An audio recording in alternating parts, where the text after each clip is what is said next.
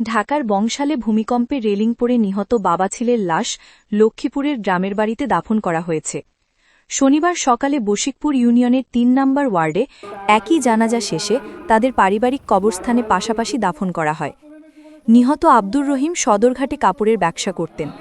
শুক্রবার সকালে ছেলে আব্দুল আজিজ রিমনকে নিয়ে কষাই তুলতে মাংস কিনতে গেলে ভূমিকম্পে ৫তলা ভবনের রেলিং ভেঙে তাদের উপর পড়ে। ঘটনাস্থলেই মারা যান আব্দুর রহিম। পরে হাসপাতালে মারা যায় রিমন, যে পড়ত ছুটলা স্কুলের ৬ষ্ঠ শ্রেণীতে। আমার ভাই ব্যবসা করতো সদরঘাটে। আমার ভাই গতকালকে সকাল 10টা 15 সময় বাসা থেকে বের হয়। ভূমিকম্প হয় 10টা 36 কি 37। তখন আমার ভাই এবং আমার বাতিজা দুইজন স্পট ডেটে মারা যায়। আমরা মোটামুটি ডাক্তার সব কিছু শেষ করে আমরা শেষ রাতে আমার বাইকে নিয়ে আমরা বাড়িতে আসছি।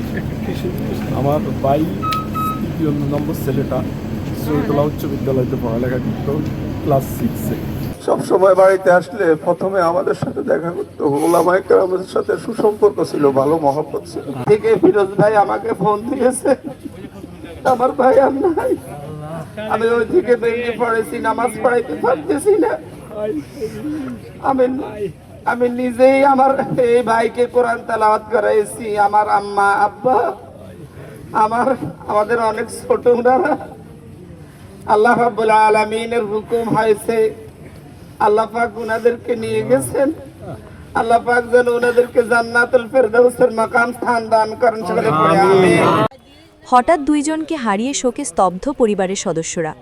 প্রতিবেশী ও স্বজনরা ভিড় করেছেন বাড়িতে, চলছে কান্না ও শোকের মাতম।